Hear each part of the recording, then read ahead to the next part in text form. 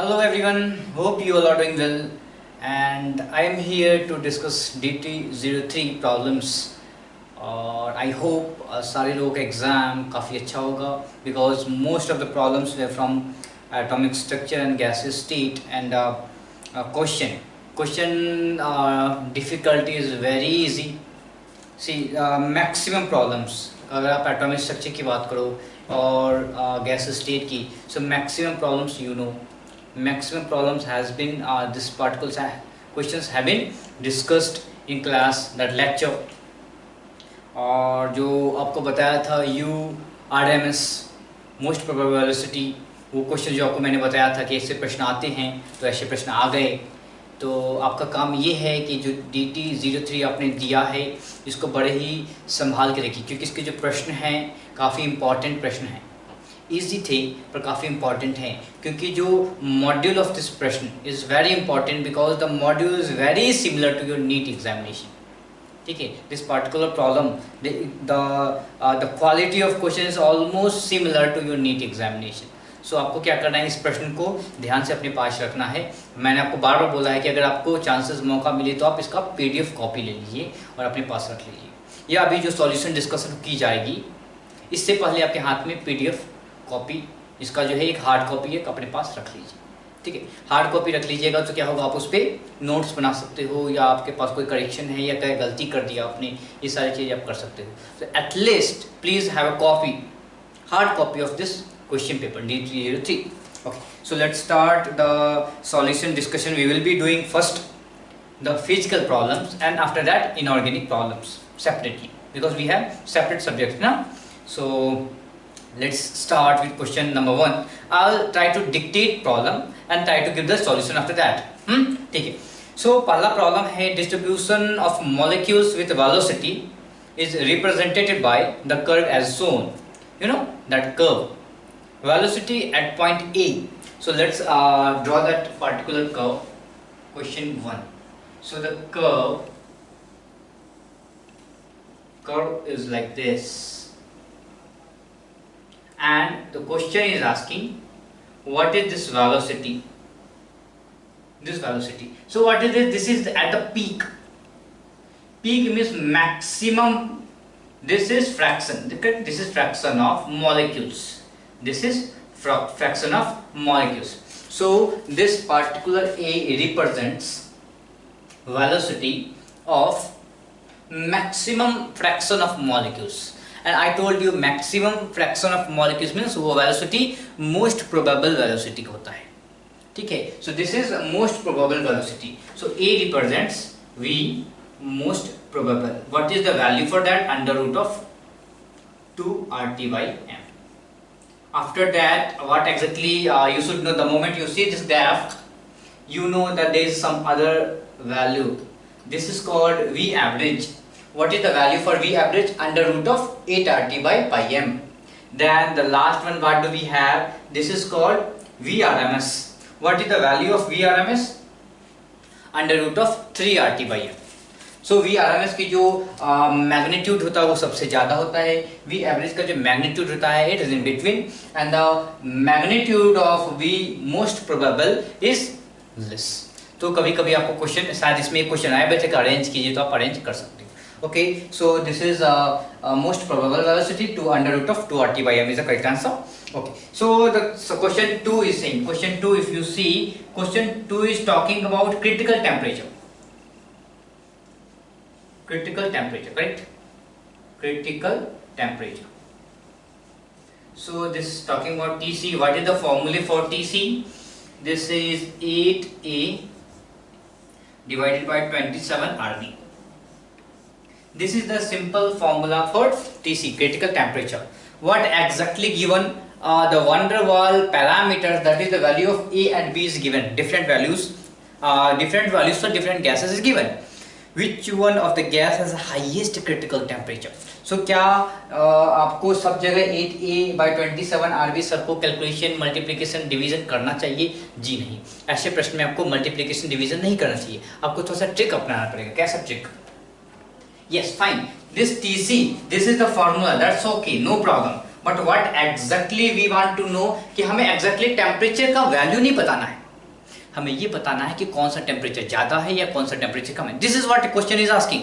Question ये नहीं पूछ रहा है कि जो सबसे ज़्यादा है उसका वैल्यू बताइए, जी नहीं। वैल्यू बताइए अगर पूछता तो आपको कैलकुलेशन करने होते, मल्टीप्लिकेशन करना होता, डिवीजन करना होता, but they are not asking the value, numerical value नहीं पूछ रहा, they are asking which one is higher, that's all. So for that what we can do is, TC आपको क्या समझ में आ रहा है, this is 8 is a constant, 27 is a constant, R is a constant, so you can see that A by B हमने किया है ना।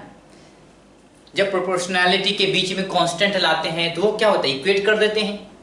रिवर्स, जब कोई इक्वेशन था उसमें से आपका कांस्टेंट निकालेंगे तो प्रोपोर्शनल एक्सप्रेशन के रूप में आपको दिखेगा।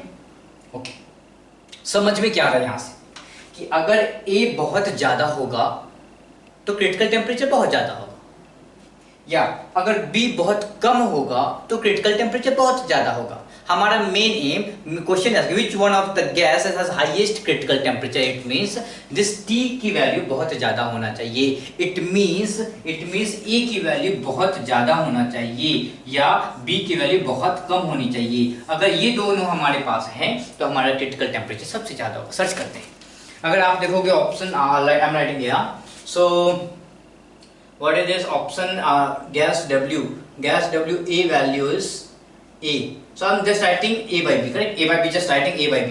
So what is A by B? 4 divided by 0.027. Then what do we have? X. This is 8 divided by 0.03. Then Y we have 6 by 0.032, and Z we have 12 by 0.027.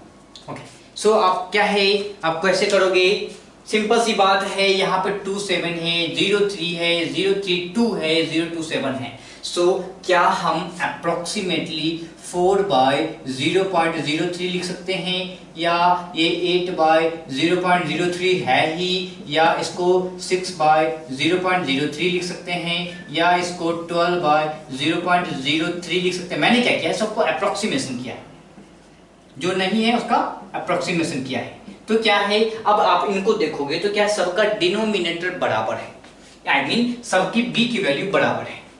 बहुत अच्छी बात है, इट मीन्स अगर सबकी B की value बराबर है तो अगर T को सबसे ज्यादा बड़ा होना है तो उसका A का वैल्यू सबसे ज्यादा बड़ा होना चाहिए। कौन सा ऐसा बंदा है जिसका A वैल्यू सबसे ज्यादा बड़ा है? A is at the numerator, search for the numerator 4 नहीं, 8 नहीं, 6 नहीं, 12, yes this is the correct answer. So Z will have the greatest or the highest critical temperature. ठीक है, चलिए आगे बढ़ते हैं। अगला प्रश्न है question number 3 we are going to solve.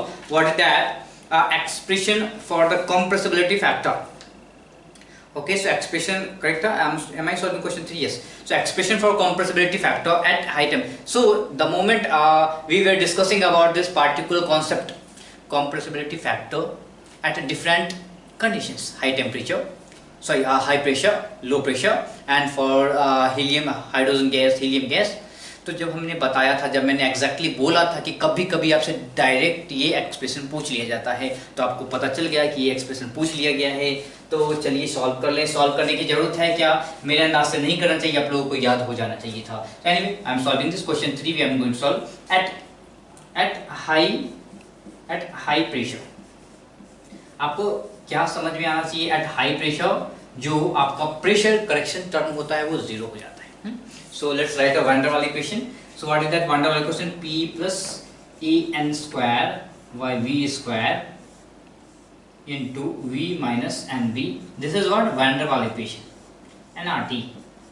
So what will happen at high pressure? This value will go to 0.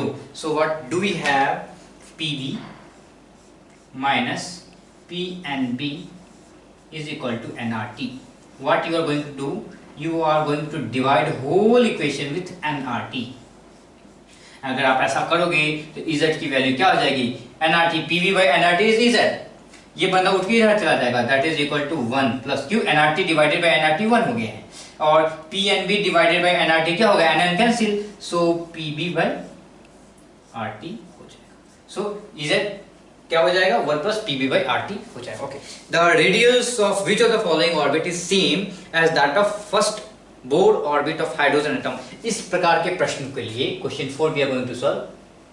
Question 4 क्या है, मैंने अभी आपको फिर से मैं पढ़ दूं.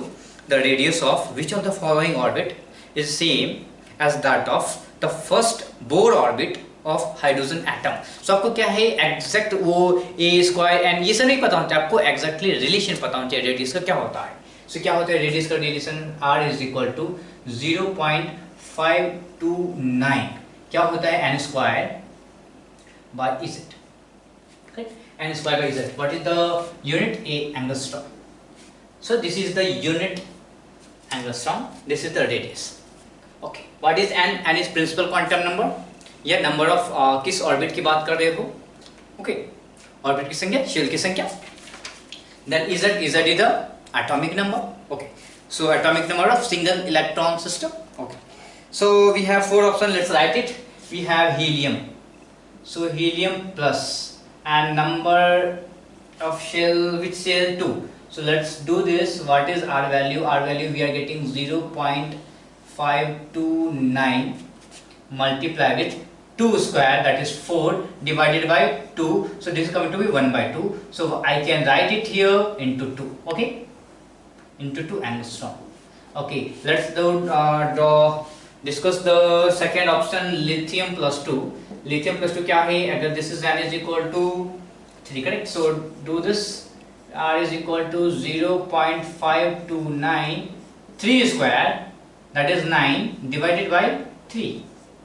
So this is again coming to be 0.529 multiplied with 3. The third we have lithium plus 2. Lithium plus 2 and n is equal to 2, correct. N is equal to 2. So this R is equal to 0.529 into 4 by 3. And the last we have is beryllium. Beryllium plus 3, n is equal to 2. So radius coming to be 0.529 n square, that is 4 divided by 4, that is coming to be 1.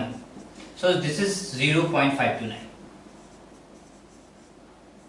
angstrom. Now let's read the question again. Question is saying which of the following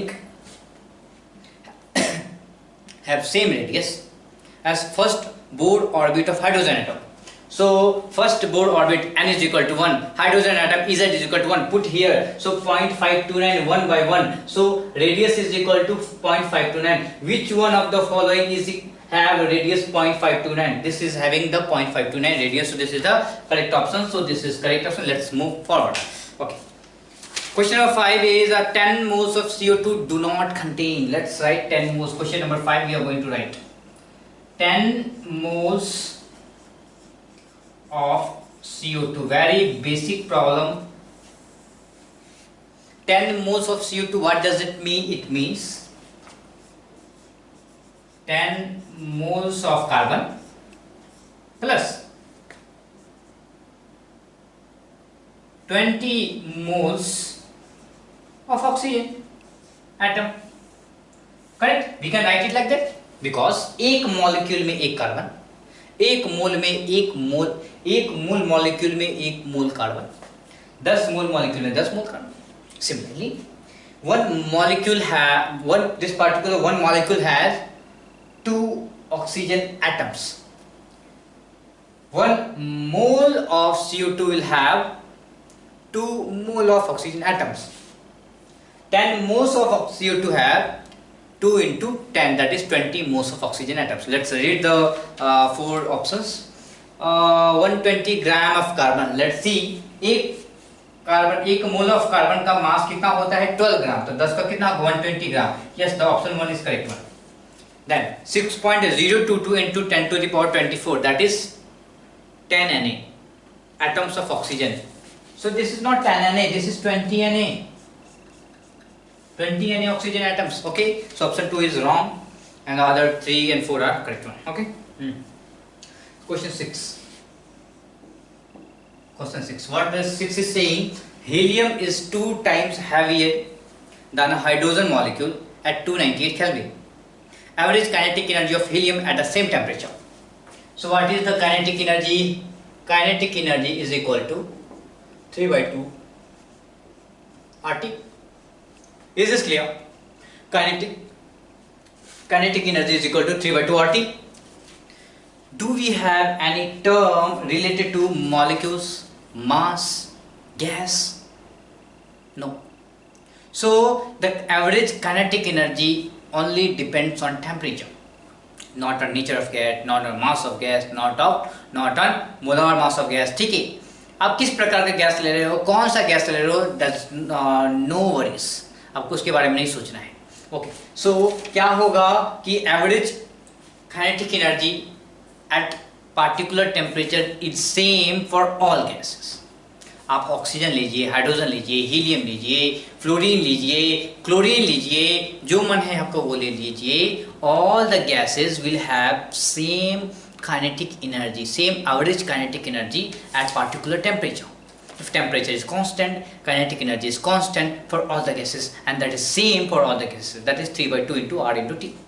Okay. So question is saying, so helium, what is the average kinetic energy of helium? That will be same as hydrogen because temperature we are not changing. So temperature remains same. So kinetic energy remains same. So what is this is same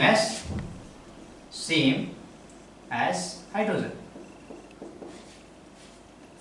Okay, H2 molecule, that's all, not so big thing. Because temperature you are putting temperature as 298 for the both cases, so the energy remains same. And what is that energy? Ke is equal to, what is that? 3 by 2 into R into temperature 298. That's all. This is simple amount of energy you can find out from here. Okay. So question 6 we have solved. Let's move to our 7. The rate of diffusion of two gases A and B are in ratio 1:4. The ratio of molecular masses. So let's write it. Question 7 we are going to write. Question 7. So what this question 7 is saying? Rate of diffusion given. Rate of diffusion RA by RB is given as 1:4.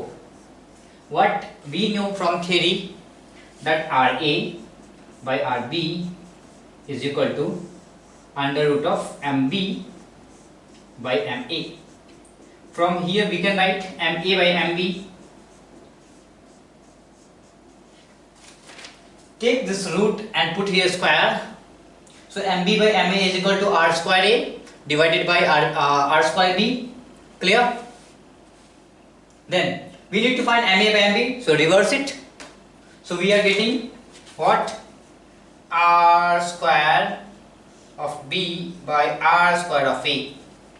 Correct? So let's write it. MA by MB is equal to MA, molar mass of A by molar mass of B is equal to, what will happen?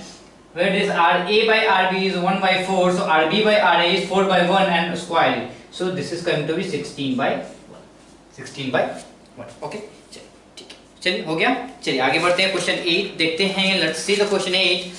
Density of two gases are in ratio 1:2. Their temperature in 2:1. Then the ratio of their respective molar mass. So we can solve this problem very easily. आप लोग जल्दी से अगर आप लोग note कर लो तो ज़्यादा अच्छा हो. So मैं आपके पास, मैंने पहले ही बोला कि आप सबके पास प्रश्न पहले से होने चाहिए, नहीं तो आपको दिक्कत हो जाएगी. ओके चलिए. So we are going to solve question 8 and that is also from diffusion problem. Diffusion ना ideal gas problem. Ideal gas problem. Very PV is equal to NRT you can put. That ideal gas equation can solve many problems of your gaseous state. So please understand, please try to use that equation as frequent as possible. PV is equal to NRT. Then different form, PMM is equal to DRT. That is also called ideal gas equation. Okay, PM is equal to DRT and that's what we are going to use now in question number 8. PM is equal to DRT, molar mass density relation. Okay, so question 8 we are going to solve. PM is equal to DRT. So question is asking, question 8 na. Okay, question is asking the respective molar mass ratio. Certain pressure is constant for both. So molar mass ratio. So M is equal to what do we have? DRT by molar pressure. So m1 by m2, this is what they are asking. So let's write it. d1, r is constant, so I am removing d1, t1 divided by p1, d2, t2 divided by p2. Since p1 and p2 are same, certain pressure they are saying, so d1 by d1 t1 by d2 t2, or you can write it like this, d1 by d2 t1 by t2. So somehow we have to find these two values.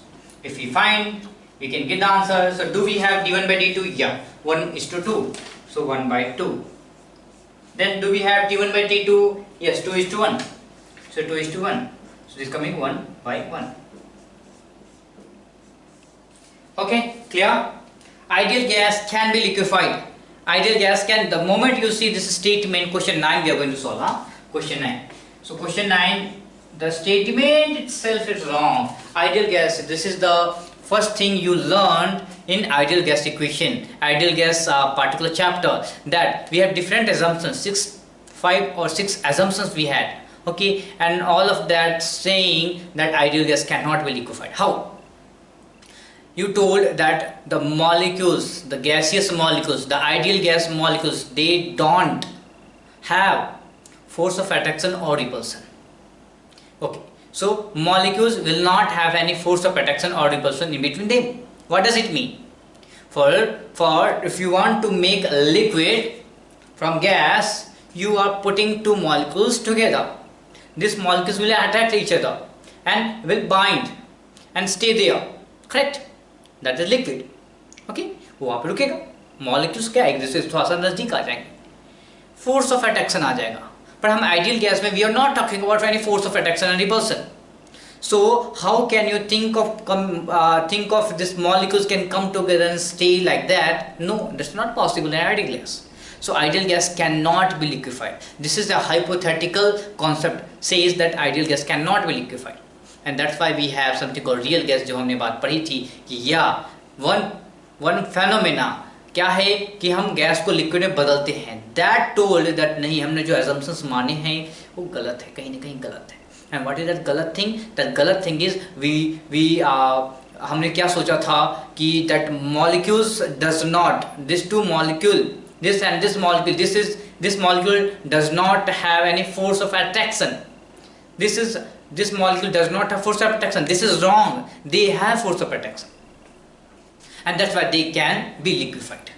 Okay, so ideal gas molecules, ideal gas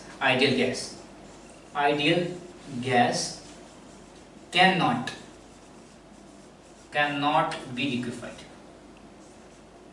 क्यों? क्योंकि उनके बीच क्या होता है, force of attraction और repulsion होता ही नहीं. Okay, so this is what we are talking about. Question number 9 we discussed.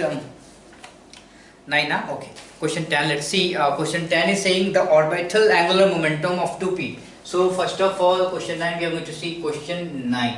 Okay, so orbital angular momentum. Orbital angular momentum is given by h by 2 pi under root of L into L plus 1. What is this L? Azimuthal quantum number for 2p. This is p, and what we know for p, L की value क्या होती है, 1 होती है. So can we find out h by 2 pi under root of 1 plus 1, that is equal to under root of 2 into h by 2. What you can write? H by what?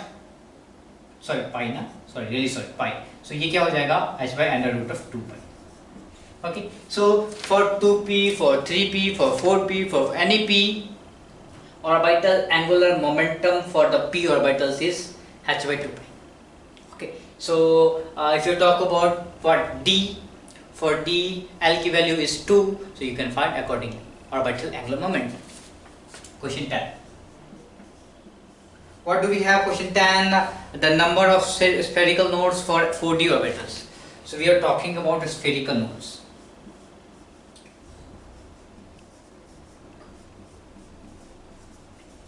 Spherical note for 4D। First of all what exactly spherical notes, जो आपको 1s 2s की बात करी थी। तो जब 1s की बात की तो हमने क्या बोला था, the electrons from centre to infinite पाया जाता है।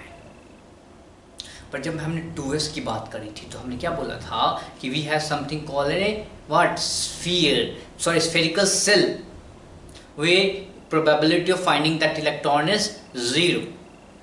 1s एंड 2s के बीच में एक ऐसा सेल होता है जहां पे you can not find any electron. Let's talk about s। So this is your 1s, then there is a gap, okay, this is the probability, this is the probability density I'm talking about. So this is a gap. This gap tells you that here you cannot find any electron. There is a cell, you cannot find any electron. So if you talk about 1s, there is no such things. For 1s you say that a centre से लेके अंत तक electron पाया जाता है। For 2s you say कि आपका this is 1s, यहाँ से यहाँ इलेक्ट्रॉन पाया जाएगा, फिर इलेक्ट्रॉन क्या है बीच में कहीं पे नहीं पाया जाएगा, एक शेल बनता है जहाँ पे इलेक्ट्रॉन नहीं पाया जाता है, और फिर आपके यहाँ पे आपका इलेक्ट्रॉन क्या है यहाँ से लेके इनफाइनाइट तक पाया जाता है। We are talking about right now 2s. So 2s के लिए क्या बोलते हैं, we have one, what do we have? We have one spherical node, एक ऐसा जगह जहां पे इलेक्ट्रॉन नहीं पाया जाता। 2s की बात करें, अब ध्यान से देखिए, जब 1s में जब s की शुरुआत होती है 1 से, 1s में ही आ जाता है s, n is equal to 1 पे ही s आ जाता है, तो वहां पे स्फेरिकल नोड्स नहीं था। दूसरा s प्रजाति का दूसरा ऑर्बिटल्स यानी कि 2s आया, 2s में एक स्फेरिकल नोड आया। ऐसी प्रजाति का तीसरा आएगा, दैट इज द 3s आएगा, तो 3s में 1 2 दो स्फेरिकल नोड आएंगे। तो एक प्रजाति का जो ऑर्बिटल होता है जब वो शुरू होता है तो उसमें कोई आपका स्फेरिकल नोड नहीं होता है। जैसे 1s का शुरुआत है, s की शुरुआत 1s से होती है तो उसमें कोई स्फेरिकल नोड्स नहीं होता।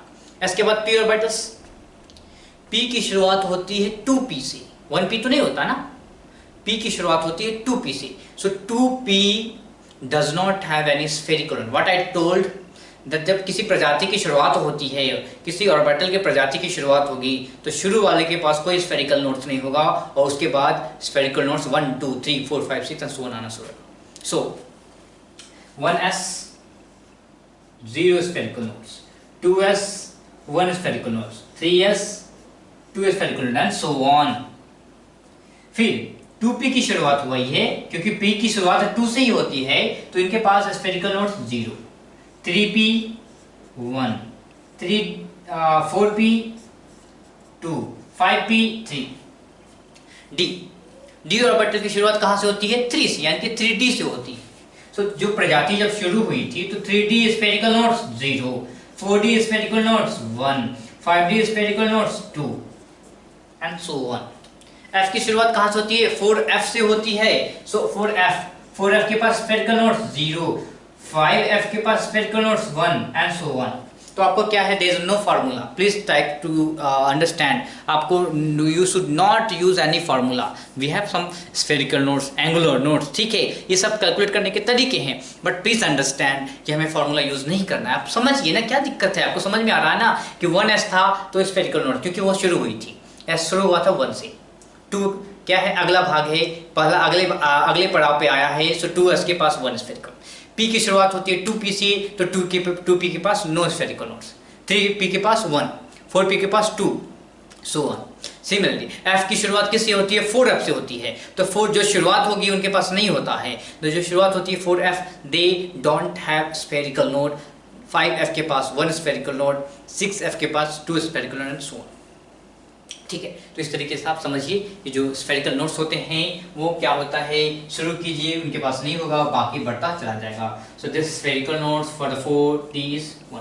ओके, सो एक पे हमने काफी ज्यादा समय दे दिया है, आगे बढ़ते हैं। What is the total number of orbital associated with principal quantum number n is equal to 3। Question number this is 10 ना, okay 10 correct. This is 11. No? Did we?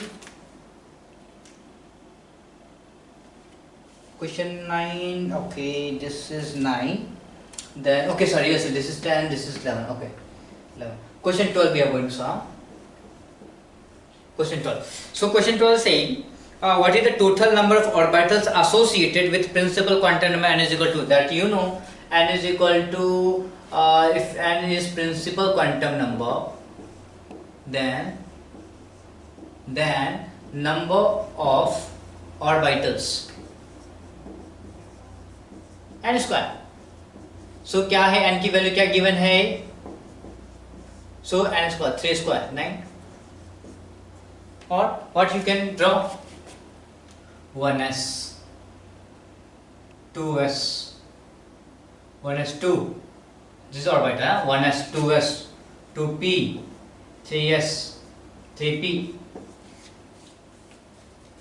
1 plus 2 1 plus 1 2 plus 3 क्या हो गया? 2 plus 3 5 plus 1 6 plus 3. नहीं, तो इस तरीके से भी गिन सकते हो, पर टाइम लगेगा, हो सकता है ये तरीका अपनाएं. क्वेश्चन 13. क्वेश्चन 13 क्या है? What is the correct relation between speed? Again same question. The question is being repeated many times. U RMS or V RMS क्या होता है? Under root of 2 RT by m.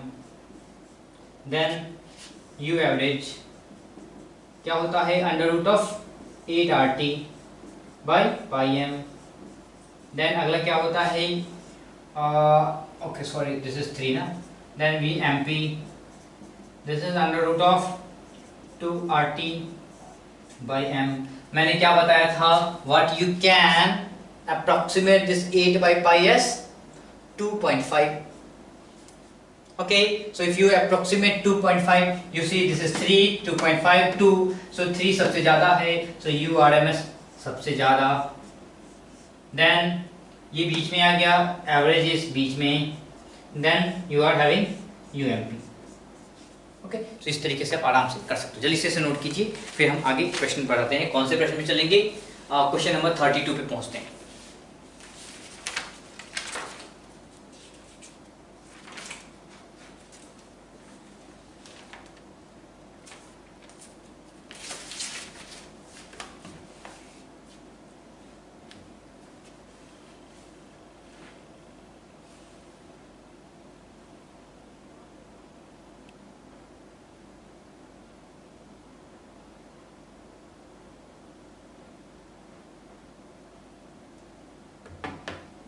चलिए,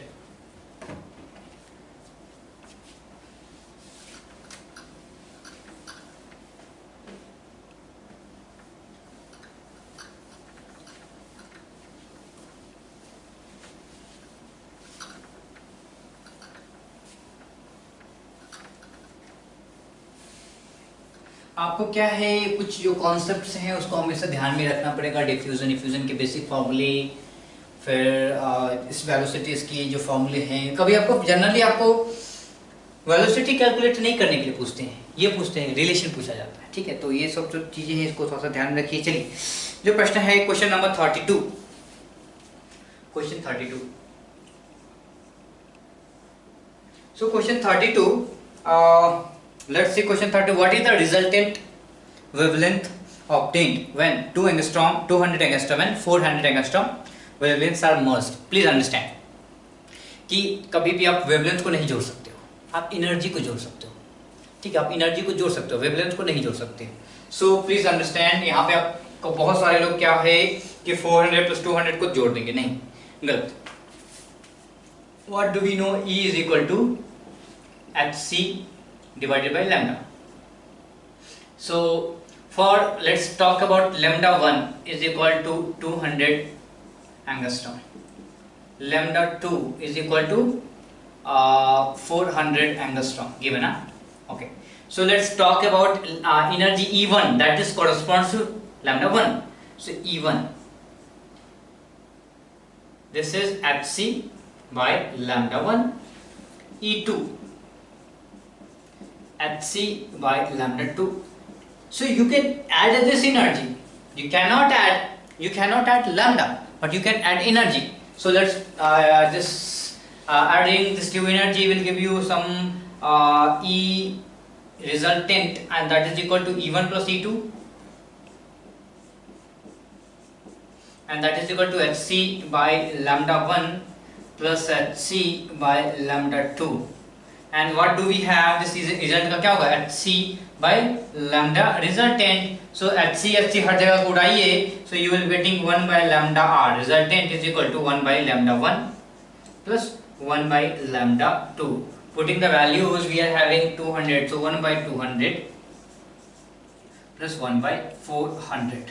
You will do the calculation. You are getting 1 lambda r is equal to क्या हो जाएगा? You will be getting 400 by 3 angstrom. 400 by 3 angstrom. So सबसे important चीज क्या है कि आप एनर्जी को जोड़िए, लैम्डा को आप नहीं जोड़ सकते कभी. ओके, चलिए आगे क्या है? According to Bohr's theory, angular momentum of an electron in fifth orbit. So question number 33 na. So question 33 saying MVR. This is the angular momentum. This says nh by 2 pi. And what is this n? N is the number of in which orbit? Principal quantum number or number of shell. Okay, इसकी बात कर रहा है. So what is in fifth orbit? Number of orbit is n is equal to 5. So it's simple. N is equal to 5. Put 5 h by 2 pi, and this will give you 2.5 h by pi.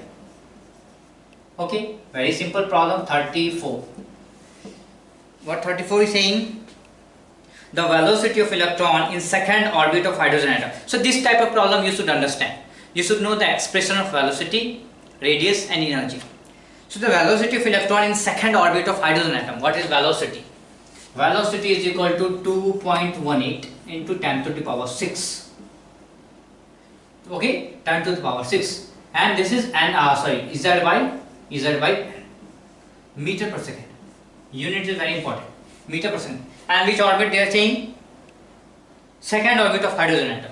So hydrogen atom is Z की value 1. Second orbit means n की value 2. So let's write it 2.18 into 10 to the power 6 1 by 2 meter per second. So क्या हो जाएगा? 2 let's divide by 2. So 1.09 into 10 to the power 6 meter per second. That's all. So see the option. Okay, options are in centimeter. So 8 centimeter. Clear? Okay. So this is 1.09 into 10 to the power 8 meter per centimeter per second. Okay. So you can do like that. Now coming to question number 35.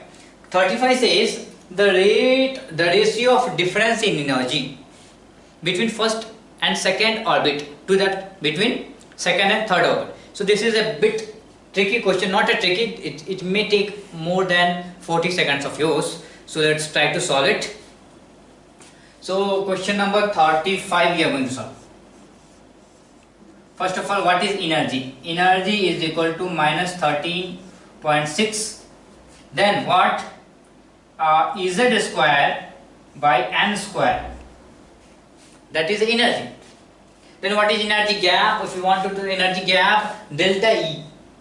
Delta E is equal to what? Minus again 13.6. Then Z square 1 by n square minus 1 by n2 square. Okay, in electron volt per atom. Please understand these units are very important. Huh? Okay, so let's try to solve the problem. Okay, so first difference delta E1, first difference is between first orbit and second orbit of hydrogen atom. Let's talk about hydrogen atom only, or any atom. If you see any atom, Z square anyway, that is going to cancel. So we are going to take the ratio. After that we will take ratio. So let's talk about first difference. So first difference is minus 13.6 into Z square by first difference is between 1 to 2. So 1 by 1 square, that is 1, minus 1 by 2 square, that is 1 by 4. Clear? What is the difference? 2. Difference 2 is again minus 13.6 Ez square. Difference is between 2 to 3. So 1 by 2 square, that is 4. 1 by 4 minus 1 by 3 square, that is 1 by 9. So you have to take this ratio. So delta E1, so delta E2, so minus 13.6, this is cancelled, this is cancelled. So you are getting what exactly this value? You will be getting 3 by 4, correct? So this is coming to be 3 by 4. Let's write 3 by 4 divided by this value. This value is coming to be 5 by 36. So 5 by 36. So what exactly this is coming? 9. So you will be getting 27 by 5. 27 by 5. So you are getting 27 by 5. Okay. The energy. Question 36. I am reading the question for you. The energy of E1 and E2 of two radiations are 25 electron volt and 50 electron volt. Then the relation between the wavelengths. See, what is E is equal to Hc by lambda. So E1 by E2 is equal to Hc by lambda 1 divided by Hc by lambda 2. Hc cancel. So this is come to be lambda 1. So lambda 2 by lambda 1. Okay, lambda 2 by lambda 1. Then E1 by E2 is equal to lambda 2 by lambda 1. Put the value of E1. E1 is 25. E2 is 50 is equal to lambda 2, no? Lambda 1. So lambda 1 is equal to what? 2. 2 lambda 2. Lambda 1 is equal to 2 lambda 2. Okay. So you can do like that. Then which of the following combination contains only isoelectronic ions? So let's write it. Isoelectronic ions. Which one now? Question 37 we are talking about. Question 37. Isoelectronic. Isoelectronic means same electron, number of electrons. So first option N3. Number of electron, please count. N3 10. Then O2 negative 10. Fine. Then chloride negative, not 10, 18. Wrong option. Option B. F negative 10. Then Air, not 10, 18. Wrong option. C. P3 negative 18. S2 negative 18. Chloride negative 18. Ar 18. Yes, this is the correct option. Okay, so this is the correct option. So all of the four have 18 electrons, so we can say they are isoelectronic. Okay, so we can say like that. Let's you should take it down fast. Then we will move to question number 38. Question 38 says, question 30 we can solve it here only. Question 38 say, which of the following, the radiation having the largest wavelength. So very simple, largest wavelength, you should understand that particular thing is given. Largest wavelength means what? Hc by lambda. Lambda high, energy very low. So very low energy radiation. So that is simple radio waves. Radio wave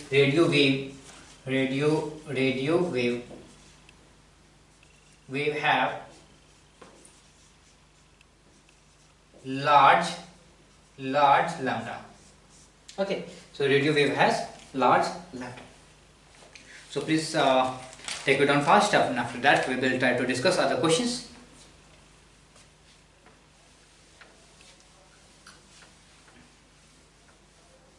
So for particular atomic structure you need to revise some formula on regular basis.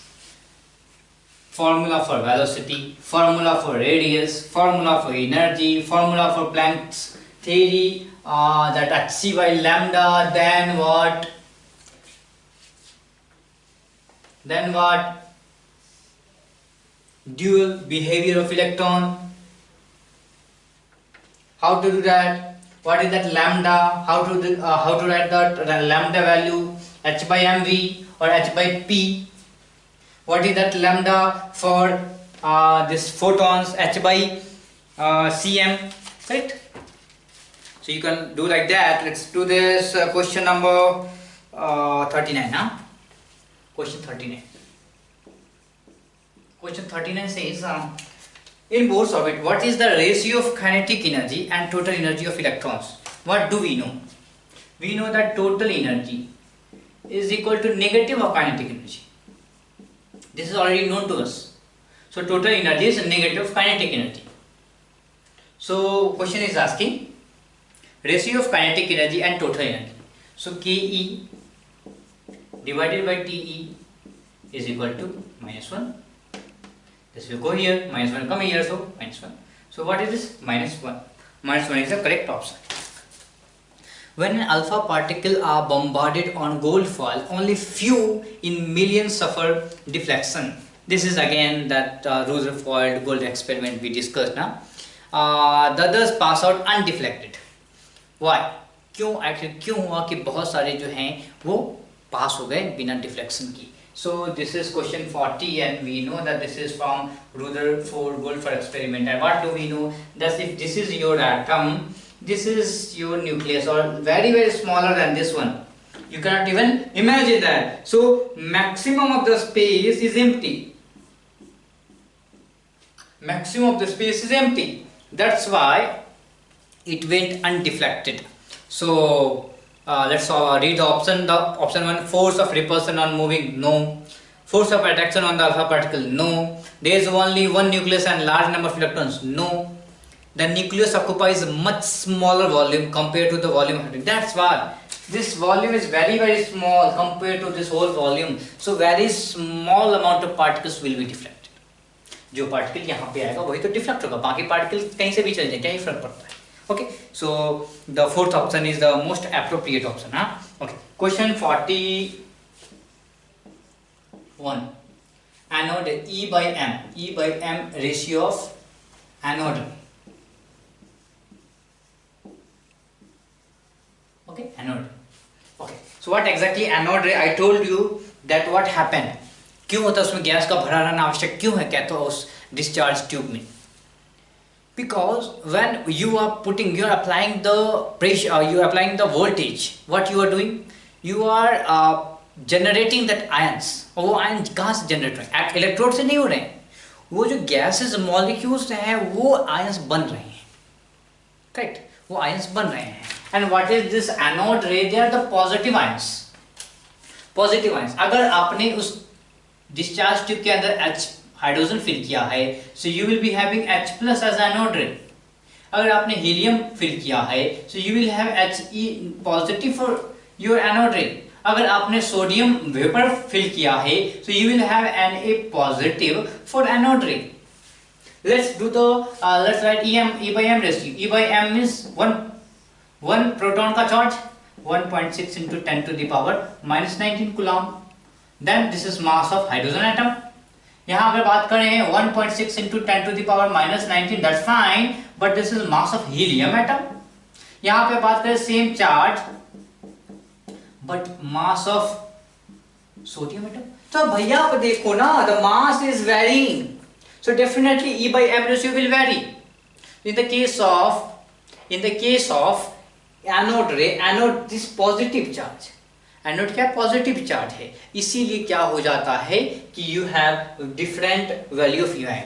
Cathode ray में क्या है, you don't have this H negative order, you have electrons. तो electrons आपका hydrogen से आए तो भी electron ही कहलाता है, सोडियम से आए तो भी इलेक्ट्रॉन ही होगा, और आप कहीं से भी आए दैट इलेक्ट्रॉन्स जहां से भी आ रहा है all the electrons are same. Electrons are same मतलब कि सेम मास सेम चार्ज. तो कहीं भी कि E by M that is charge is always same 1.6 into 10 to the power -19 coulomb for one electron. Mass is always same 9.1 into 10 to the power -31 kg for all electron. तो क्या हो रहा है कि आपका E by M for cathode ray हमेशा same होता है. पर एनोड में प्रॉब्लम क्या होती है कि आपका चार्ज इवन तो सेम हो जा रहा है, मास डिफरेंट हो रहा है, मास डिफरेंट हो रहा है, क्योंकि जो कैरियर है आपका एटम डिफरेंट है। इसीलिए क्या बोलते हैं कि एनोड रे का जो एनोड का E/M किस पे डिपेंड करता है, गैस पे डिपेंड करता है कि आपने आखिर गैस भरा क्या है। Okay, so question 42, isotones. Isotones means number of neutron बराबर होना है। So we have germanium and this is 76, 32 number of neutron 76 minus 32 that is 44. Please find out किस में 44 होंगे। Option number A, we have 77 minus 32, so we have 45. Option B, we have 76 minus 33, this is 43, correct, 43. C option, 77 minus 34, so this is 43. Then D option is, option D we have is of 78 minus 34, so this is 44. Okay, this is the correct one. So 42 हो गया. Let's talk about question 43. The energy of hydrogen atom in its ground state is minus 13.6 electron volt. Verify. Then the energy of electron in n is equal to 5 orbit. Simple. What is energy? Energy is equal to minus 13.6 into क्या होता है बताइए, z square by n square. Okay, z square by n square. So what is the value of E5? Fifth orbit में क्या होगा, minus 13.6 into z की value 1 square divided by क्या हो जाएगा, do we have which value, n की value 5, so 5 square that is 25. Simple. So minus of 13.6 divided by 25. Find this value. That's all. If you see, आप बोलोगे sir option में कैसे पता calculation करना है? No calculation, no calculation. Why? See the option. This is definitely less than 1. So we had two options, 0.54, 0.85, less than 1. Fine. Okay. Now this is 12.25. What is the half of 12.5? 12. What is the half of 25? 12.5. So if this is 12.5, you can see that this value would be 0.5. अगर ये 12.5 होता तो आप बोलते ये 5 हो जाता, 0.5 हो जाता, पर ये 12.5 से थोड़ा सा ज्यादा है तो वैल्यू थोड़ी सी ज्यादा हो जाएगी, थोड़ी सी ज्यादा. सो बेसिक कैलकुलेशन आपको करने आना चाहिए, एग्जॉस्टिव कैलकुलेशन नहीं करना है. हाँ, okay. Then if the velocity of third Bohr orbit of hydrogen atom is v, then for lithium +2 ion it will be for ground state. So again, so question 44 we are going to start. We need to know velocity. So velocity is equal to क्या होता है बताइए, 2.18 into z square, sorry, n by z, correct? Sorry 2.18 into 10 to the power 6 z by n का metre per second. अब देखिए क्या है question, बोल रहा है कि velocity in the third Bohr orbit is v. So what we can know, v1 by v2 is equal to 2.18 into 10 to the power 6 into z1 by n1, v1 का expression divided by v2 का expression z2 by n2 लिख सकते हैं. ये गया.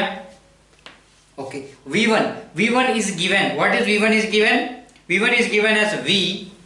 ये given है v, ये इसकी वैल्यू क्या है? This is for hydrogen and third Bohr orbit. So this is z1 की वैल्यू है हाइड्रोजन 1 एंड n की वैल्यू है 3. ये v2 है जो कि हमें पता करना है, और ये किसके लिए गिवन है? ये गिवन है लिथियम के लिए ग्राउंड स्टेट. लिथियम का मतलब है z की value 3, so I write 3 here, 3 by ground state 1. So solve कीजिए. सो v2 क्या हो जाएगा बताएंगे? ये यहाँ पे गया, ये यहाँ पे गएगा, सो क्या हो जाएगा V2 इज इक्वल टू क्या हो जाएगा V into 3 that is equal to 9V। So basic mathematics है, करके आप खुद से करके देख लो, कोई दिक्कत नहीं है। Okay, question 45। Okay, so if the radius of third stationary orbit or the Bohr's orbit is r, then radius of fourth orbit will be, so same radius is 0.529, then what is that, n square by z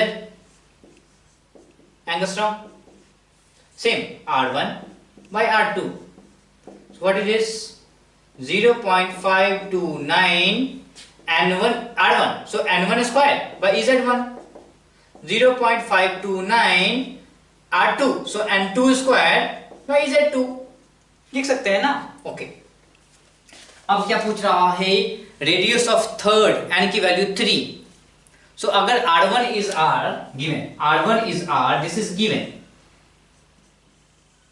ये तो ये cancel हो जाएगा, same value है। So if r1 is r, then n की value 3, so 3 square, that is 3 square का value 9 divided by z1. Okay, then radius of fourth orbit, so what is this fourth orbit, this is what we have to find, r2 हमें पता करना है जो कि नहीं पता है, but what we know, this is 16 and this is z1, so दोनों कैंसिल है, r2 की वैल्यू पता कीजिए, कैसे आएंगे, r this will 16 will go here, so 16 by 9, so 16 r by, okay, सो इस तरीके से आप सॉल्व कर सकते हो। तो ये जो तरीका है, बेसिक तरीका है सॉल्व करने का, बड़ा ही आसानी से आप आराम से सॉल्व कर सकते हो। ऐसे प्रश्न ही आते हैं, वेलोसिटी का रिलेशन, देन एनर्जी का रिलेशन, ऐसे वाले प्रश्न मैंने अभी यहाँ पे कराए हैं, ठीक है। तो ऐसे प्रश्नों को बार बार रिपीट करते रहिए, और जो है सो एटॉमिक स्ट्रक्चर के क्वेश्चन इससे ज़्यादा आने वाले हैं नहीं। कभी कभी क्वेश्चन आता है, स्पेक्ट्रल लाइंस के क्वेश्चन आते हैं जो छूट गए साइंस में, टेस्ट में नहीं पूछे गए, कभी ना कभी पूछ लिए जाएंगे। फिर क्या है, क्वांटम नंबर्स के प्रॉब्लम्स, इनमें से कौन सा क्वांटम नंबर्स पॉसिबल है ये नहीं है, ये सारे प्रॉब्लम्स आते हैं, ठीक है। तो उसको थोड़ा सा रिवाइज कर सकते, ठीक है, तो इसको आप नोट कीजिए, फिर हम डिस्कस करेंगे इनऑर्गेनिक प्रॉब्लम्स को। चलिए इनऑर्गेनिक प्रश्नों को देखा जाए, start from question number 1414। We have question 14। Okay, so question 14 says which of the following are D block elements but not transition elements. So please understand what is transition elements. Transition elements का typical जो character होता है कि they should have DD transition, ठीक है। तो आपको क्या पता करना है कि ऐसे कौन से ऐसे इसमें है जिसमें DD transition नहीं होता है, DD transition नहीं होता है, तभी जिसके पास DD transition नहीं होता है वो transition elements नहीं करवाएंगे। और डी ब्लॉक आपको तो पता ही है कि उसका वैलेंस शेल डी इलेक्ट्रॉन वाला, तो आपको समझ लीजिए कि ऐसे ऑर्बिटल्स, यहाँ से समझ में क्या आता है कि ऐसे ऑर्बिटल्स जो कंप्लीटली डी इलेक्ट्रॉन्स फिल्ड हो, कंप्लीटली। अगर आप बात करें क्वेश्चन 14 ना, क्वेश्चन 14, सो अगर आपका डी ऑर्बिटल कंप्लीटली फिल्ड हो, तो क्या होगा, आपका डी ट्रांजिशन पॉसिबल नहीं हो पाएगा, डी ट्रांजिशन पॉसिबल नहीं होगा। तो क्या है, ऐसे सारे एलिमेंट जिसमें जो डी ऑर्बिटल्स कंप्लीटली फिल्ड हो, जैसे D10 वाला, तो D10 वाला जो आपका कंप्लीटली फिल्ड हो इन द एक्साइटेड स्टेट और द ग्राउंड स्टेट, दोनों की बात कर रहे हैं। तो ऐसे सारे जिसमें आपका डी ऑर्बिटल्स कंप्लीटली फिल्ड हो, तो क्या है कि वहां पे आपका डी ट्रांजिशन दिखता नहीं है, उसको आप ट्रांजिशन एलिमेंट्स नहीं कर सकते, इवन दो वो आपका डी ब्लॉक एलिमेंट होता है। So you have something zinc cadmium mercury, क्या है, जिंक कैडमियम एंड मर्क्यूरी, इनका जो आप जिंक कैडमियम एंड मर्क्यूरी, इनका अगर आप इलेक्ट्रॉनिक कॉन्फ़िगरेशन लिखो D10S2, अगर आप इसका कंपाउंड भी बनाते हो जिंक हाइड्रोक्साइड, तो जिंक क्या +2, उसमें भी इसका D10 कॉन्फ़िगरेशन होता है। तो एक्साइटेड स्टेट की भी बात करो, आप ग्राउंड स्टेट की भी बात करो, तो उसमें क्या डी ऑर्बिटल्स फिल हैं, तो डी ऑर्बिटल्स फिल हैं तो ट्रांजिशन इलेक्ट्रॉन्स का हो नहीं सकता है, इसलिए ये बंदे ट्रांजिशन एलिमेंट नहीं है, पर डी ऑर्बिटल का डी ब्लॉक के तो हैं, ठीक है। ओके, सो ये आपके हो गए। क्वेश्चन 15 की बात करते हैं, question 15। So what this question, which one is correct order of size of ionic species। तो इस तरीके से समझिए, इस क्वेश्चन को समझने का बड़ा सिंपल तरीका है। मान लीजिए दो बंदा है, एक बंदा यहाँ, एक बंदा यहाँ, एक रस्सी खींच रहा है, एक बंदा यहाँ, एक बंदा यहाँ। We are focusing on this two, यहाँ पे दिस इज द क्या है, लाइन है, ये क्या है, ये लाइन है, ये आपका यहीं से मेजर करना है हर चीज। Okay, now what exactly happening, this is neutral, दो दो बराबर है, आराम से चुपचाप है, चीज चुपचाप चल रही थी। When you are removing this बंदा, what will happen, this is constant, हम इस पर फोकस नहीं, इसकी बात कर ही नहीं रहे, ये कांस्टेंट है, ये दो ही हो रहेंगे। तो जब ये दो था, अब ये जैसे ही हमने एक को हटाया, एक को हटाया, क्या होगा, ये खींचेगा उधर, क्यों, क्योंकि फोर्स क्या इधर ज्यादा हो गया, तो ये इधर की तरफ हो जाएगा। तो total distance between this and this guy is less. तो क्या हो गया है कि अगर आप आई नेगेटिव सॉरी आई पॉजिटिव बनाते हो, तो आपने क्या किया, एक इलेक्ट्रॉन हटा दिया है, एक इलेक्ट्रॉन हटा दिया है, तो जो साइज है आपका आउटर इलेक्ट्रॉन का, सॉरी जो डिस्टेंस है आउटर इलेक्ट्रॉन का और जो सेंटर का, वो क्या थोड़ा सा कम हो गया है। तो क्या है, रेडियस क्या हो जाएगा, इसका कम हो जाएगा। ये बंदा आ गया तो रेडियस थोड़ा सा बढ़ेगा, न्यूट्रल एटम का जो रेडियस होता है वो होगा। अगर आपने एक और एक बंदा दे दिया तो क्या हो जाएगा, ये खींचने लगेगा इधर, तो क्या होगा, ये डिस्टेंस थोड़ा सा बढ़ जाएगा, और डिस्टेंस बढ़ जाएगा यानी कि क्या है, सेंटर से इलेक्ट्रॉन का जो डिस्टेंस वो बढ़ गया है, तो रेडियस क्या हो जाएगा, बढ़ जाएगा। ठीक है, तो आपका इस तरीके से आप बना सकते हो, ये ऑर्डर आप फॉलो कर सकते हो।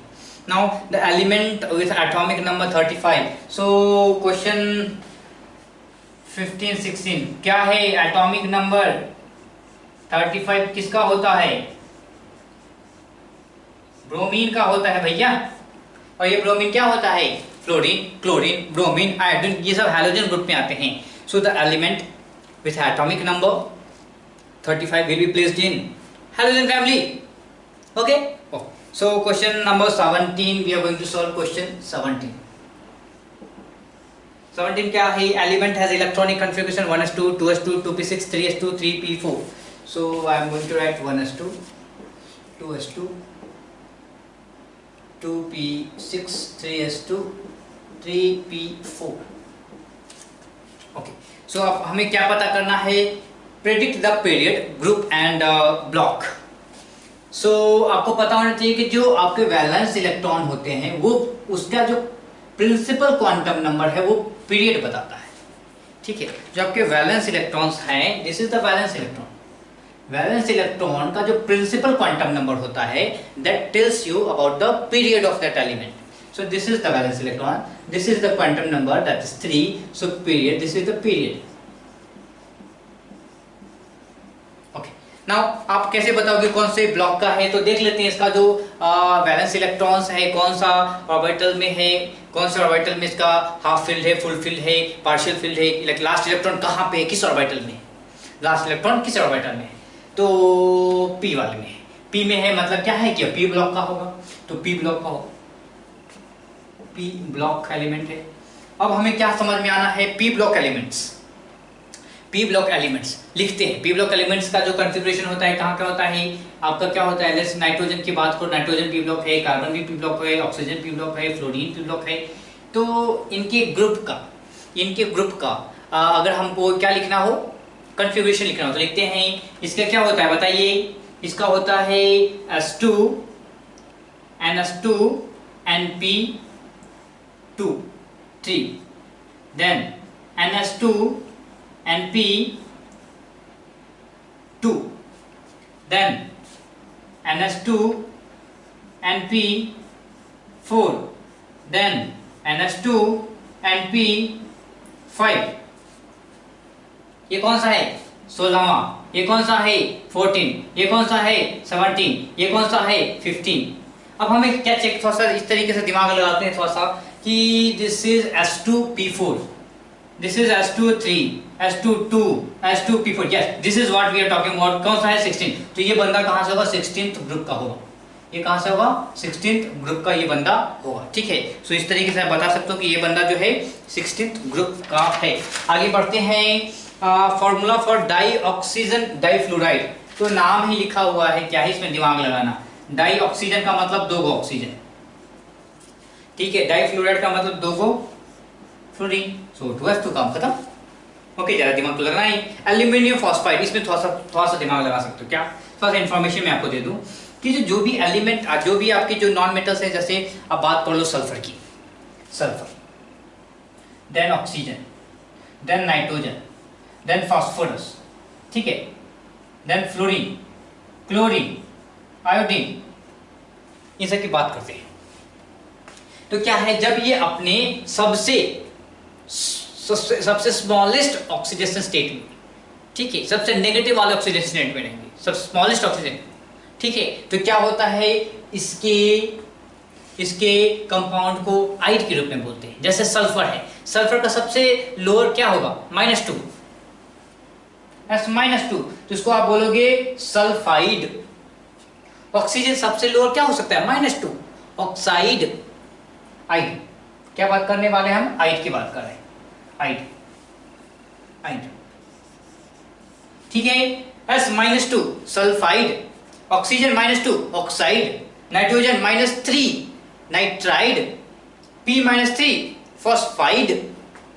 फ्लोरीन का सबसे नेगेटिव क्या हो सकता है, -1 fluoride, chlorine chloride, iodine iodide, -1। तो जब ये हमारे जो एलिमेंट है अपने सबसे नीचे वाले ऑक्सीडेशन स्टेट में रहते हैं, तो क्या करते हैं, आइड जोड़ देते हैं।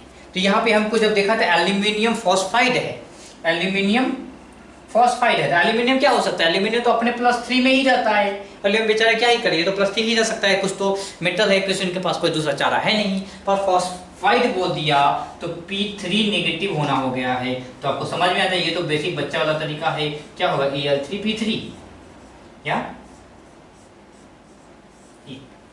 इस तरीके से आप कर सकते हैं। Oxidation state of oxygen in H2O2, so this is question number 20, question 20, H2O2.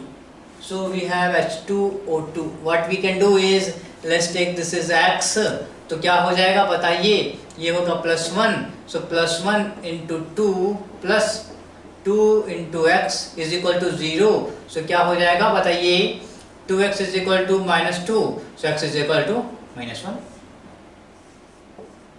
इस तरीके से बोल सकते हो, या आप स्ट्रक्चर बना लो तो भी बता सकते हो, कोई बड़ी बात नहीं है। Halogen that shows same oxidation state in all its compound with other element, तो सिंपल सी बात है कि आपका जो ऑक्सीडेशन स्टेट कब बदलता है, जब आपके पास क्या हो, आपसे different electronegative, higher electronegative elements आने शुरू हो जाए। जैसे क्लोरीन, क्लोरीन क्या दिखाता है, क्लोरीन आपका +7 भी दिखाता है, क्लोरीन आपका +5 दिखाता है, क्लोरीन +3 भी दिखाता है, क्लोरीन -1 दिखाता है, क्लोरीन 0 दिखाता है। तो -1 और 0 तब दिखाता है जब क्लोरीन हीरो की तरह आता है, क्लोरीन मोर इलेक्ट्रोनेगेटिव एलिमेंट दिखता है किसी कंपाउंड में। पर प्लस कब दिखेगा, जब क्लोरीन से superior that is oxygen and fluorine आ जाए, करेक्ट। तो क्या समझ में आता है कि अगर आप सुपीरियर हो तो आप क्या दिखाओगे, नेगेटिव दिखाओगे या 0 दिखाओगे अपने साथ वालों के साथ। जैसे ऑक्सीजन -2 दिखाता है, सॉरी ऑक्सीजन क्या है, -1 दिखाता है अगर आपने अकेले ऑक्सीजन के साथ रहे, या 0 दिखाता है। पर ऑक्सीजन से कोई सुपीरियर आ जाए तो बेचारा उसको भी पॉजिटिव दिखाना पड़ता है, करेक्ट। अब बात करते हैं किसकी, फ्लोरीन की। फ्लोरीन से सुपीरियर तो कोई है ही नहीं, करेक्ट। तो फ्लोरीन प्लस दिखा सकता है क्या, नहीं। फ्लोरीन और क्या दिखाता है, 0 जब फ्लोरीन के साथ हो, और फ्लोरीन जब दूसरों के साथ रहता है तो हमेशा -1 दिखाता है, ठीक है। तो अगर आप बात करो फ्लोरीन की, fluorine most electronegative, most electronegative है, तो ये क्या है, सबके साथ हमेशा -1 दिखाता है, और अगर फ्लोरीन के साथ आता है तो 0 दिखाता है। तो ये जो -1 है ये बताता है कि फ्लोरीन भैया सबसे बड़ा हीरो है, इनसे बड़ा हीरो कोई नहीं है। तो ये क्या है, that halogen that shows same oxidation state, this बंदा ये हमेशा -1 शो करेगा। In which of the following, question number 22 we are going to solve, question 22। In which of the following reaction size of product hand is less than the initial atom, size of product कैसे होगा, अभी भी देखो कहाँ गया हमारा iodine, ये रहा ना, ये कम कैसे होगा, जब आप क्या करोगे, ये साइज छोटा कैसे होगा, जब आप क्या करोगे, इलेक्ट्रॉन निकाल दोगे। तो ऐसा रिएक्शन ढूंढिए जहाँ पे इलेक्ट्रॉन निकल रहा हो एटम से या आयन से। तो पहला रिएक्शन है, फर्स्ट में क्या है, एडिशन ऑफ इलेक्ट्रॉन हो रहा है, no, addition of electron that will increase the size. आपको क्या करना है, रिमूवल ऑफ इलेक्ट्रॉन ढूंढना है, रिमूवल ऑफ इलेक्ट्रॉन ढूंढना है। तो ऐसा कौन सा एटम है जिसमें इलेक्ट्रॉन रिमूव कर दे रहे हैं, तो आप बोल सकते हो कि जिसमें इलेक्ट्रॉन में आप जिसका इलेक्ट्रॉन आप रिमूव कर रहे हो, क्या होगा, उसका साइज डिक्रीज कर जाएगा। क्या साइज, आप इसको बहुत दूसरे तरीके से जेड इफेक्टिव की बात करते हो, तो मैं आपको जनरल तरीका बताऊं, Z effective you know the concept, मैं आपको बेसिक तरीका बताता हूं जिससे आप चुटकी में क्वेश्चन सॉल्व कर लोगे। बाकी दोनों ऑप्शन में क्या इलेक्ट्रॉन ऐड ही कर रहे हो, ठीक है, तो आपको ऑप्शन 2 करेक्ट हो जाएगा। विच of the following reaction is exothermic in nature, exothermic in nature. So exothermic in nature का क्या मतलब है कि आपका जो आयन बन रहा है वो थोड़ा स्टेबल हो जा रहा है, उसको खुशी हो रही है कि हाँ भैया मजा आ गया है। तो ऐसा कौन सा रिएक्शन है जिसको खुशी हो रही है, देखते हैं। पहला रिएक्शन है क्वेश्चन, ये क्वेश्चन 23 ना, क्वेश्चन 23। पहला रिएक्शन क्या है, बेरिलियम से आपने एक इलेक्ट्रॉन जोड़ दिया है। तो जब आप बेरिलियम में एक इलेक्ट्रॉन जोड़ोगे तो क्या बेरिलियम का साइज बड़ा छोटा है, बड़ा छोटा है, उसके पास जगह नहीं थी, ज्यादा बनने के बाद ज्यादा जगह नहीं है, पर आप जबरदस्ती एक इलेक्ट्रॉन ठूस रही हो कि भैया ले लो, तो बोला भाई ये क्या मजाक चल रहा है, आपको एनर्जी देनी पड़ेगी, आपको पैसे देने पड़ेगा, ऐसे काम नहीं चलेगा, तो आपको थोड़ी सी एनर्जी देनी पड़ेगी, लो भैया ये लो एनर्जी, और इलेक्ट्रॉन को आप खुशी खुशी रखो। तो बेरिलियम को जब इलेक्ट्रॉन ऐड करते हैं तो आपको क्या करना है, एंडोथर्मिक रिएक्शन होता है। क्यों, क्योंकि आपको एनर्जी उनको देनी पड़ती है। दूसरा oxygen negative, sorry this is oxygen negative plus electron. आप बोलोगे सर ये O2 नेगेटिव तो नोबल गैस कॉन्फ़िगरेशन है, आप बहुत अच्छी बात है, पर क्या किया आपने, एक पड़ोसन तो थी ही, दूसरी पड़ोसन ले आई, तो पड़ोसन के बीच क्या है, इलेक्ट्रोस्टैटिक रिपल्सन शुरू हो गया है। ये आपके नोबल गैस स्टेबिलिटी को कोई मतलब नहीं रखता है, क्योंकि इलेक्ट्रोस्टैटिक रिपल्स थोड़ा सा ज्यादा प्रॉब्लम क्रिएट कर रहा है, दो इलेक्ट्रॉन के बीच ज्यादा, एक ऑलरेडी इलेक्ट्रॉन था वो नेगेटिव, एक इलेक्ट्रॉन पहले से था, आपने एक एक्स्ट्रा इलेक्ट्रॉन डाल दिया, तो भैया बहुत प्रॉब्लम हो रही है, तो आपको क्या करना पड़ेगा, आपको थोड़ी सी उसको खुश करने के लिए और पैसे देने पड़ेंगे। तो आपने क्या किया, एनर्जी थोड़ी सी दे दी, यानी कि endothermic reaction. Option 3 argon, argon में क्या है, इलेक्ट्रॉन बेचारा पहले से स्टेबल था, वो खुश था, पर आपने उसकी स्टेबिलिटी को खराब कर दिया, एक इलेक्ट्रॉन देगी, तो भैया ऐसे काम नहीं चलेगा।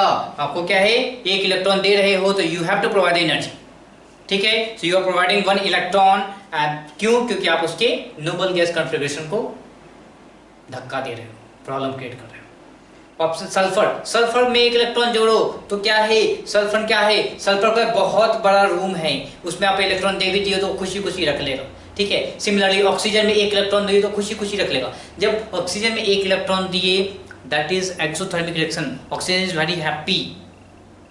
जब दूसरा इलेक्ट्रॉन आएगा तो भी खुशी खुशी रहता, पर ये जो पहला इलेक्ट्रॉन आया वो धक्का मारना चाहता है, इसीलिए आपको क्या है, एक्सोथर्मिक रिएक्शन, एंडोथर्मिक रिएक्शन हो जाता है। क्या है, किसकी बात कर रहे हैं, जब sulphur plus electron, this is S negative, this is your exothermic, because this is favourable.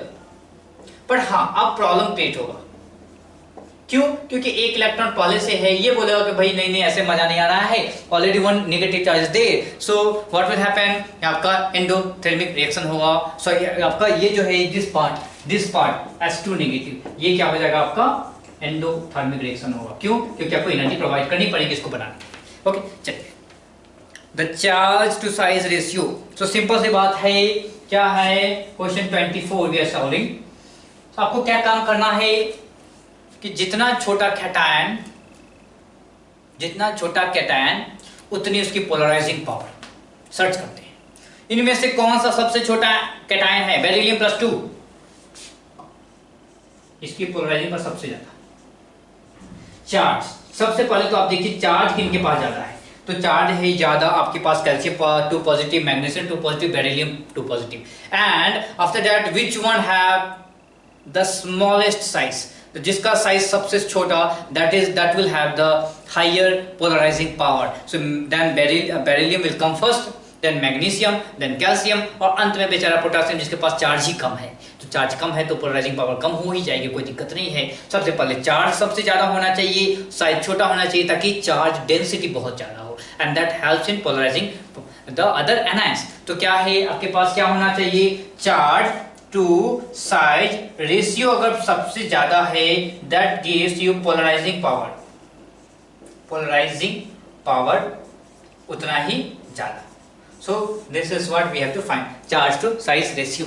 Okay, question 25 says, okay, so first of all you all need to write it down.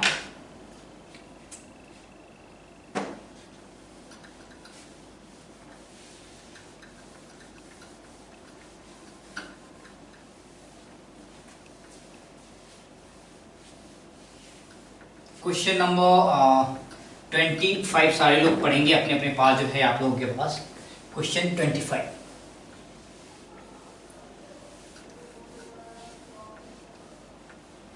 Question 25. Which of the following structure is associated with the biggest jump between the second and third ionization enthalpy? So second and third na. So we have question 25. So let's write it. First of all, this we have 1s2, 2s2, 2p6. Then second 1s2, 2s2, 2p6, 3s1. Then third we have 1s2, 2s2, 2p6, 3s2. Then fourth we have 1s2, 2s2, 2p1. So what they are talking about, second and third. So first सबसे पहले तो पहला कर लेते हैं, क्योंकि पहला पहला आप आयोनाइज कर ही लो, पहले इलेक्ट्रॉन को हटा ही दो, क्योंकि पहले की बात कर ही नहीं, हमें सेकंड और थर्ड की बात करनी है. तो जब आप पहला आयोनाइज कर दोगे तो एक इलेक्ट्रॉन यहाँ से गया, तो दिस इज 5, ये तो गायब ही हो गया है, दिस इज 1 हो गया है, देन ओके दिस इज, ये भी गायब हो गया है. ओके, सो ये कर लिया हमने. अब प्रॉब्लम क्या है, हम सेकंड को हटाते हैं, तो किसमें ऐसा है कि सेकंड को हटाने पे एनर्जी ज्यादा लगेगी, थर्ड को हटाने पे एनर्जी और ज्यादा लगनी चाहिए, गैप बहुत ज्यादा होना चाहिए. IE2 एंड IE3 के बीच का गैप बहुत होना चाहिए. यहां निकालेंगे तो ऑलरेडी कोई P5 को निकालिए और इसके बाद क्या होगा 2P4 को निकालिए, तो ज्यादा डिफरेंस आ नहीं रहा, कोई स्टेबिलिटी का चक्कर नहीं है, तो इसमें ज्यादा डिफरेंस नहीं है. ठीक, यहाँ पे देखिए, यहाँ पे IE2, सो क्या है, दिस इज द आपका क्या है, नोबल गैस कॉन्फ़िगरेशन है. इस इलेक्ट्रॉन P6 वाले इलेक्ट्रॉन को निकालना भैया बहुत ही मुश्किल है. सो अगर P6 2P6 से 2P5 बनाना है, the energy gap is very high, बहुत हाई. ठीक है, बहुत ज्यादा हाई है. फाइन, नो प्रॉब्लम, हाई है, पर क्या है, जो आप बनाओगे 2P6 को, ये जो IE जो आपका है 2 है, उसकी वैल्यू बहुत होगी, और IE जो आपका 3 है, इसकी वैल्यू भी कंपेरेबल होगी. मतलब 2P6 निकाला और 2P5 निकाला, तो मान लीजिए इसको निकालने में आपको क्या है 1000 जूल लगी, तो इसको निकालने में आपको 1200 जूल लगेगी, ज्यादा गैप नहीं होगा. ठीक है, तो गैप नहीं होगा, ये गैप की बात कर रहा है, प्लीज अंडरस्टैंड, इसकी वैल्यू की बात नहीं कर रहा, इन दोनों के बीच का गैप पे बात कर रहा. Okay fine. अब देखिए, यहां देखिए, जब आपने इस इलेक्ट्रॉन को निकाला, जैसे ही इस इलेक्ट्रॉन को निकाला, you are getting 2P6 and you got the noble gas configuration. अब इस इलेक्ट्रॉन को निकालना इज वेरी डिफिकल्ट. सो अगर मान लीजिए जैसे आपने इसको 1000 निकाला, इसको 1200 देना पड़ा, आपने मान लीजिए फिर से इसको निकालने के लिए आपको 1000 जूल एनर्जी देनी पड़ी, इसको निकालने के लिए आपको 2000 या 3000 एनर्जी देनी पड़ेगी. P6 भैया नोबल गैस कॉन्फ़िगरेशन, आप उसके this is stable, already stable, उसको निकालना इज वेरी डिफिकल्ट. तो यहाँ पे क्या है, जो IE2 है और IE3 है, this is very difficult, this particular energy gap is बहुत ज्यादा. ओके, सो प्लीज अंडरस्टैंड, यहाँ पे आपका जंप काफी ज्यादा देखने को मिलेगा. Okay, question 25 we have solved. The question 26. Ionization energy of nitrogen is larger than that of oxygen because, let's write it. Oxygen, nitrogen, what is this, helium, we are going to write electron configuration 2s2, 2p4, 2s2, 2p3, same. Noble, this is not noble, this is half filled orbitals. Half filled orbitals have extra stability compared to that different other configurations. Half filled and full filled have extra stability. So आपको energy ज्यादा देनी पड़ेगी यहाँ पे electron को भगाने में compare to here. ठीक है। सो क्या है कि इनकी जो आयोनाइजेशन एनर्जी क्या होगी, नाइट्रोजन की ज्यादा होगी। Question number 27, electronic configuration of M3 plus is given. Let's write it. So we have something called M plus 3. This is given as argon 3d2, correct? 3d2. Okay, so what is the atomic number of argon? 18. So what is the total electrons here? What is the total electrons in M plus 3 ion? M plus 3 ion, 18 plus 2, 20 electrons. Okay, M plus 3 ion, M plus 3 ion have 20 electron. तो जब ion के पास है 20 electron तो M plus 3 ion बना कैसे होगा? M में से आप क्या किए हैं, आपने 3 इलेक्ट्रॉन को रिमूव किया है, ठीक है। तो जब 3 इलेक्ट्रॉन को ऐड करेंगे तो M बनेगा। So how many M will have 20 plus 3, 23 electron. So this is what M is an atom, M is a neutral. So 23 electron, that shows 23 proton, that shows atomic number is 23. Okay. Then next option, it belongs to 5th vertical column and 4th period. That's correct. Correct. Why? Because if you put that like that, what is the electronic configuration?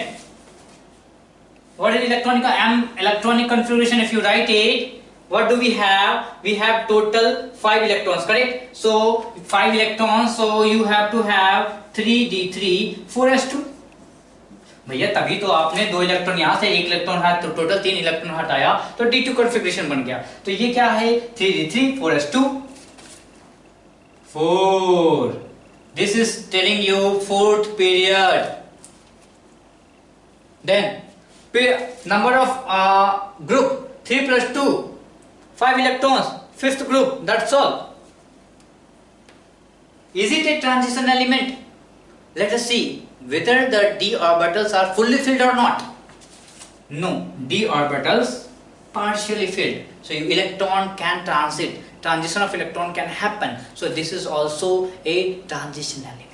Okay, so this is also a transition. So all the 3 are correct. Then the formation of oxide. So question number 28 we are going to solve. क्या है? O से O negative we have delta H is negative, then O negative to O minus 2, delta is just now discussed. Why this is happening? Oxygen is moved, electron don't know nothing. This is not getting the answer. O is bigger in size than O atom. O negative is bigger in size than O negative, O atom. No, it's not a correct explanation. Electron repulsion is outweighed by the, that's what we have been discussing, that the moment you are putting one more electron, even though you are getting the configuration, noble gas configuration here, but that electrostatic repulsion is it's giving more instability than the stability given by your noble gas configuration. So that's why you have to provide some more energy to make this reaction happen. So what exactly happening? आपको energy देनी पड़ेगी, इसलिए आपका reaction क्या है? आपका positive हो जाना है। ओके, अनफेवरेबल मींस पॉजिटिव है क्योंकि आप एनर्जी निकल रही है, मतलब स्टेबल हो जा रहा है। एनर्जी देनी पड़ी है मतलब ये बंदा अनस्टेबल है, आपको एनर्जी देके उसको स्टेबल करना पड़ रहा है। सो ये रिएक्शन अनफेवरेबल है, आप जबरदस्ती कर रहे हो बेचारे के साथ, एनर्जी दे रहे हो। ओके, सो ये हो गई। और उसके बाद the set representing the correct order of first ionisation potential. So question number 29 correct. क्या है first ionisation? Option 1 K, option 1 is K, then sodium, no, wrong.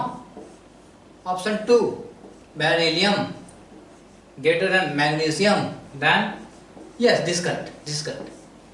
Okay, why? Because if you coming down the group, IE decreases. Down the group, IE decreases. ठीक है, ionization potential क्या होता है? Decrease होता जाता है. क्यों? क्योंकि आपका जेट इफेक्टिव क्या होता है? लास्ट वाले इलेक्ट्रॉन पे क्या है जो आपको खिंचाव होता है, अट्रैक्शन होता है सेंटर का, वो कम होता चला जाता है. सो क्या होता है, आपका इलेक्ट्रॉन को कम खींचने वाली बंदे हैं अंदर में, तो इलेक्ट्रॉन को निकालना बड़ा आसान है. So you can remove the electron and you require very less amount of energy. That's why IP is very less. जब साइज इंक्रीज होता है, साइज स्मॉल होता है तो प्रोटॉन के काफी नजदीक होता है. प्रोटॉन के जब काफी सेंटर काफी नजदीक होता है, उसको पकड़ के खींचा जाता है, और जिस कारण आपको निकालना है इलेक्ट्रॉन तो आपको एनर्जी ज्यादा लगानी पड़ेगी. IE mode, IP mode. So this is question number 30. Which is correct about periodic table? Highest electron affinity. No, highest affinity is for chlorine. Smallest atomic radius, helium. No, not helium. Highest first ionization energy is for lithium. No, highest first ionization energy is for lithium. No. Zirconium and hafnium have almost equal size. Yes, zirconium 40, then hafnium क्या होता है 72. This is, अगर आप देखो, so this is your fifth and this is sixth. आप बोलोगे sir जी दोनों तो अलग अलग पीरियड के हैं, कैसे सेम होगा? Then we have something called lanthanide contraction. क्या हो जाता है, इनके पास F इलेक्ट्रॉन्स आने हैं कि F fully filled F electrons आते हैं. इसका क्या मतलब है? F orbitals are more diffused, so shielding effect बहुत कम हो जाता है. शिल्डिंग इफेक्ट बहुत कम हो जाता है तो सेंटर को दूर वाला इलेक्ट्रॉन क्या है, दिखता रहता है, और वो पकड़ के इसको खींच लेता है अंदर की तरफ. करेक्ट. शिल्डिंग इफेक्ट का मतलब क्या है कि जो आपका इलेक्ट्रॉन शिल्ड कर रहा था बाहर वाले, जो आपका क्या है, मान लीजिए कि इसकी बात करते हैं तो इसका this is your centre and this is your valence electron. ठीक है, वैलेंस इलेक्ट्रॉन ये आपका रेडियस होता है, तो इसके बीच में जो ये हैं डिफरेंट शेल्स हैं, तो ये क्या करते हैं, इसको शील्ड करते हैं बाहर वाले इलेक्ट्रॉन, बाहर वाले इलेक्ट्रॉन को शील्ड करते हैं. तो क्या है कि इफेक्टिव चार्ज, जेड इफेक्टिव जो होता है वो ज्यादा उस पर नहीं दिखता है. अब क्या है ना, हॉफमैन पे क्या है कि आपका जो फुल्ली फिल्ड F ऑर्बिटल्स आ रहे हैं F14, और आपको क्या पता है कि F14 है वो फुल्ली डिफ्यूज्ड है. मतलब क्या है कि जो शील्डिंग इफेक्ट है बहुत कम है. बहुत कम है का क्या मतलब होगा कि आपका ये आपका जो न्यूक्लियस है ऐसा ऐसा था, ऐसा ऐसा है, मतलब कि ये जो साइज बड़ा होना चाहिए था. Not looking same. हाँ, तो साइज क्या है आपका यहाँ पे आना चाहिए था. तो क्या है, इस प्रोटॉन को ये बंदा दिख गया, इसको प्रोटॉन को नहीं दिख पा रहा सही से, इस बंदों को दिख गया तो पकड़ के इसको खींच लिया और इसको यहाँ पहुंचा दिया, तो साइज ऑलमोस्ट क्या हो गया, बराबर हो गया. इलेक्ट्रॉन को दिख गया, मतलब प्रोटॉन को दिख गया, पकड़ के खींच लिया. तो शील्डिंग इफेक्ट कम होने के कारण, से पुअर शील्डिंग इफेक्ट होने के कारण क्या है कि आपको उस इलेक्ट्रॉन पे, लास्ट वाले इलेक्ट्रॉन पे क्या है, उसको ज्यादा अट्रैक्शन दिखता है, ज्यादा अट्रैक्शन पावर उसको महसूस होती है, तो वो क्या होता है, नजदीक आ जाती है, जिसके कारण क्या होता है, आपका साइज रिड्यूस हो जाता है. And that's why this two have almost same size. Okay, so please understand this now. Okay, and after this question number 31. Question 31. Question 31. So what is 31? Which is what is the correct order of IE2?